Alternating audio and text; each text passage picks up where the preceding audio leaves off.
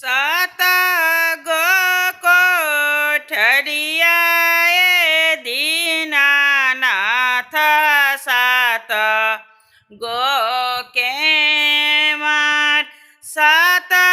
गो कोठलिया दीनानाथ सात गो के मार अरे बाझिनी बिटिया दीनानाथ के मरिया धैले ठार अरे बाझिनी बिटिया दीनानाथ के मरिया धैले ठार अरे किए तू हाउ बाझे न भूत वापिचास अरे किए तू हाउ बाझे न कुकुराबिलार अरे नाही हम दीनानाथ भूता वापिचास अरे नाही हम दीनानाथ कुकुराबिलार अरे एक गोबा लकावा हो दीनानाथ के मरिया धैले ठार अरे एक गोबा लकावा हो दीनानाथ के मरिया धैले ठार चुप हो खा चुप बाझने पटोरावा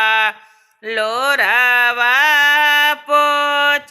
अरे चुप हो खा चुप बाझने पटोरावा लोरावा पोच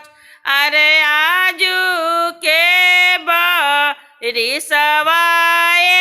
बाझिनी भरब तोरो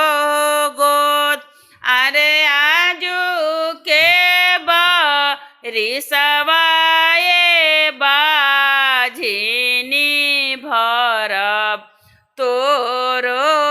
गोद सात गो कोठरिया दीनानाथ सात गो केवट अरे बाझिनी बिटिया हो दीनानाथ के मरिया धैले ठार अरे बाझिनी बेटिया छठी मैया के मरिया धैले ठार छठी मैया सुतली पलंग पर लटा देली फहराय लटा देली छितराय उजे उनकर सेवक में ससुर जी लटा दिहनी बिटोर लटा दिहनी बिटोर उनकर सेवक में देवर जी लटा देहनी बिटोर लटा दिहली बिटोर उनकर सेवक में स्वामी जी लटा दिहले बिटोर लटा दिहले बिटोर छठी मैया सुतेली पलंग पर लटा देली छितराई लटा देली छितराई जुग जुग जिया हो सेवकवा सेवा करल हमार जुग जुग जिया हो सेवकवा सेवा करल हमार छठी मैया सुतेली पलंग पर लटा दिहली छितराई उनकर सेवक में निता देई कैली 16 हो सिंगार उनकर सेवक में निता देई कैली 16 हो सिंगार जुग जुग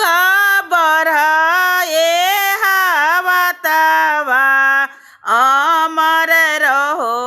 तोरो सोहाग अमर रहो तोर सोहाग गोदिया में खेले तोर बालकवा आचर हरदम फूलाय गोदिया में खेले तोर बालकवा आचर हरदम फूलाय आंगना में खेले